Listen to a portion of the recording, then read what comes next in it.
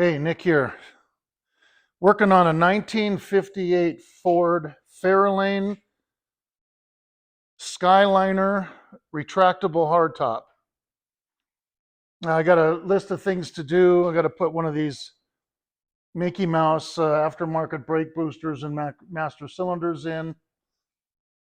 And he has a stock one. He has the stock single cylinder master. It's got factory air, but they changed the compressor. They put a modern compressor in, and this car has the factory air emblem on it, even.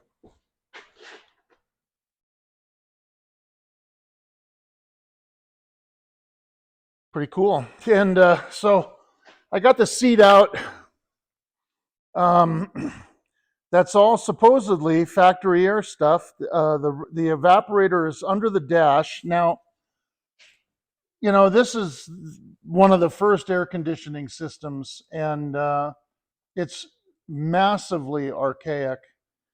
They had to remove the glove box. Even though there is a door, there's no glove box liner. The evaporator is right there. You open that glove box door and all you see is the wall of the evaporator. The heater core is inside the evaporator box. So in order to get the heater core out, you have to disconnect the air conditioning system, pull the evaporator box out from underneath the dash, and then fix the heater core. And because of that, he wanted me to fix that, but because it's that, he didn't know it was that complicated, he's not going to have me do it. And also he wanted me to put an electric wiper motor in, but again, to get access to under the dash to the wiper motor, you have to pull the evaporator. So we're not doing that. So the seat mechanism was broken. It didn't work. It wasn't physically broken. What had happened, I'll show you that. I made a video and I'll include that in this video. What had happened is you've got the big gear, the big long gear, and then the solenoids are around on the gear, one in the front and one in the back. And one of them was seized onto the gear. So I took it apart, unseized it. So he's got the Continental kit. Looks pretty cool. Nice car, man.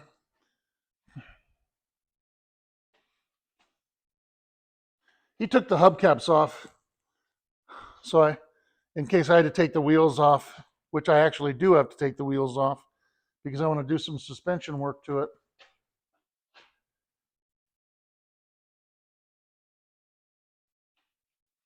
This is a 390, or 352, I mean. It's an FE engine family with a Cruise-O-Matic. So it's basically got the same drivetrain as a Squarebird. 58 to 60 Thunderbird. And he says it runs hot, which all Squarebirds run hot, and that's because there's no fan shroud. And it's got a measly little 4 or 5 bladed fan. I think it's a 5 bladed fan. You know, it's a really poor design. So there's that. Here's the seat. The mechanism is in there. I'll show that shortly. Anyway, I got it working. It goes forward and backwards and up and down with ease now. I unseized it, had to work it and oil the crap out of it. I didn't want to heat it. I don't want to damage it. Here's the front seats. They're in nice shape. They've been redone. It doesn't look like they were redone yesterday. It looks like the car was restored a while ago. But he sure has kept it nice. It's a really neat car. Top works. When I got it, it had the top up. I put it down so we could get the seat out. A lot easier to do with the seat out. So that's what I'm doing. Sorry, getting tired. Yeah, that's what I'm doing. So working on this. I got the lower control arm bushings to do on it and a couple other things. This has got an interesting sway bar. I didn't take a picture of it, but the sway bar is bolted to the lower control arms directly. There's no stabilizer link kits. The bar is bolted to the lower control arm directly like it is bolted to the frame on other cars. There's a bracket and a big fat bushing that bolts it right to the arm. So each arm has two sway bar mounts. Really weird. I hope I'm not going to have a problem getting that back on. I've never done that before. I've never worked on one of these things where it's had a sway bar like that. Every car I've ever worked on has had stabilizer link kits. This has none. Weird. So we'll see how that goes. It doesn't bolt to the frame. It just bolts to the lower control arms, and that's it. Weird. And the bushings are all deformed because it kind of moves a lot, I think, back and forth when, like when one arm goes back and the other one doesn't. At least when they're bolted to the frame is supporting it. But this isn't. The only thing that supports it are the two sides, each lower control arm, and that's it. So I think that's kind of weird. Again, an archaic design, 50s technology. Okay? So that's it. That's what I'm working on. And so I'll show you that seat stuff now. Thanks. So this is your seat. This is the mechanism under the seat that makes it go. The motor spins this. It makes it go up and down, back and forth. The motor is what activates this. These things lock and they go up and down. This one is for up and down specifically. The other one that's seized is forward and backwards. How these work, this gear here is separate from this. You can hold this gear and turn this, see? Or they turn together. When they turn together, it goes up and down because the gear is on this, not this. So this must be a tube inside here that engages this gear, and this just spins around it. See? So this mechanism, the solenoid engages this. It's either engaged or disengaged. That's what the solenoid does. So the normal position is here. This is the normal position. It's engaged is the normal position for the solenoid without power going to it. When you hold this gear solid, this just spins around it. So it doesn't move up or down. The seat doesn't go back and forth or up and down. This just spins around that. But when the solenoid engages and removes this from this, then the whole thing spins, and then it goes up and down the gear. See? So normal position is like that. It just spins. Energize the solenoid, it pulls this away, and then it goes up and down the gear. This is for seat up and down. Now the other one, seat forward and backwards, that one is seized to the gear. This part still spins because this is spinning on this, not on the gear. This still spins, but this is seized onto the gear on the other one. So this still spins, but this does not spin. It does not move. It's seized to the gear. So that's what I'm trying to fix. I'm trying to loosen that up somehow without messing up the whole system. Messing up the whole thing. I would imagine it can be a little bit fragile, if you do something wrong, break these teeth off, whatever. So that's what I'm working on. So here's the whole mechanism. I have it soaking in solvent, right? This is where the motor attaches to. See here?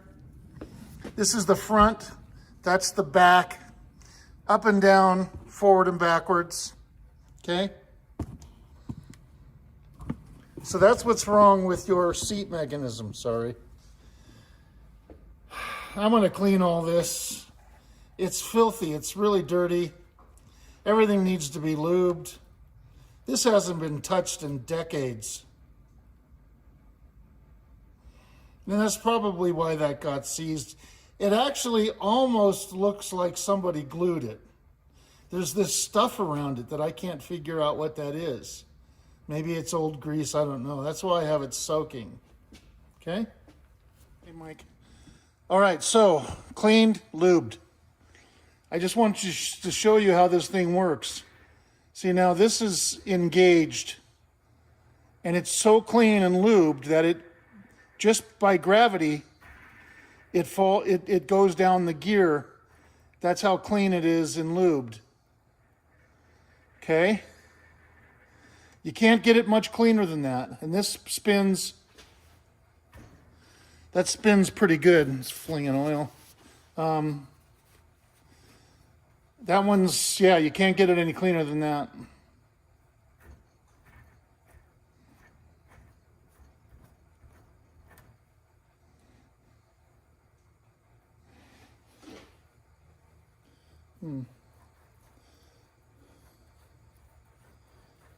All of a sudden, it decided this. Yeah, it just decided to act up. Okay. Okay. The other side, I can't spin it all the way around because this is in the way. So this is, it only goes so far. So I can't do the same test with that, with this one. But, you know, it's pretty, you can see that gravity is making it spin back. See? So as far as the tube inside that's around the gear, that's as clean as it's going to get. The part that I'm worried about is this on the tube. Now I've worked it and worked it and worked it and cleaned it. I used 2 cans of carburetor cleaner on this thing plus solvent, cleaning it, getting in there, you know, turning it the other way, getting in there, turning it back, getting in there. That's as good as it's going to get. It's pretty good. I cleaned the gear. See, there's still dirt coming out of it.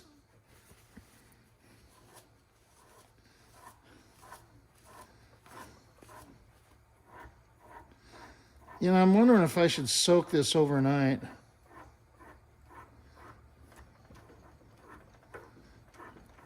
Anyway, other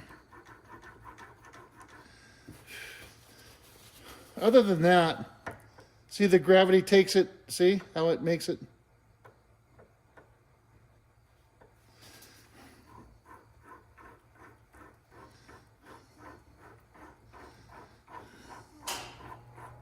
So,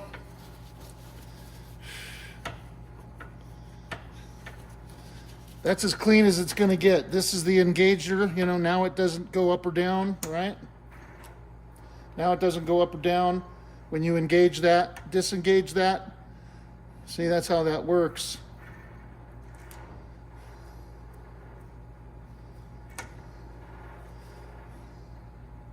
A little sticky.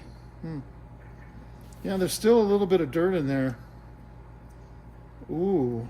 Oh, I see. It came to its end. Okay. And you can see it's a tube, and you can see the end of the tube. This is an interesting mechanism. See, you can see the end of the tube there. See?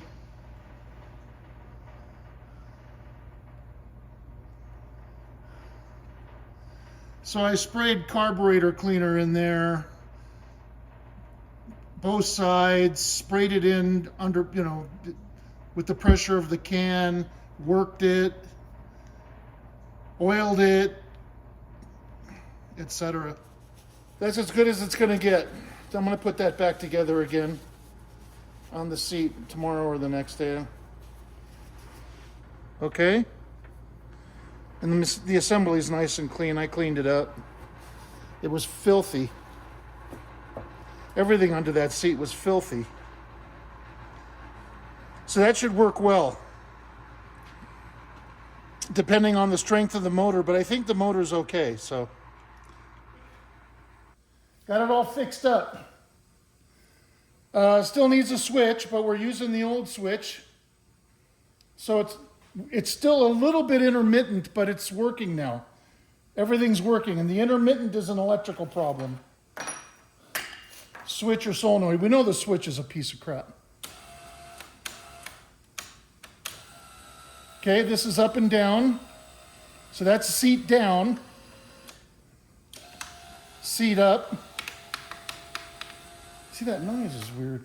Okay. Seat back, forward. Seat rearward. Seat forward. Seat rearward. Okay.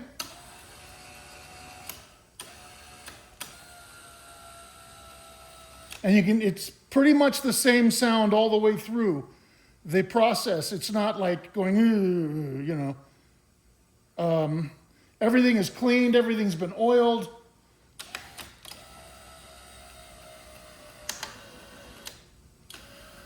See, there it goes intermittent again.